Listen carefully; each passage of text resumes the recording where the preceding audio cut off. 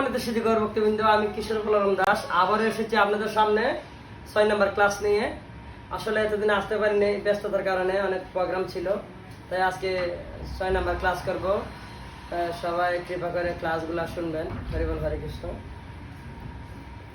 6 নম্বর ক্লাসটা হচ্ছে সা রে গা মা পা পা, রে গা মা পা ধা ধা, গা মা পা দা নি নি। এটা বাজাবো।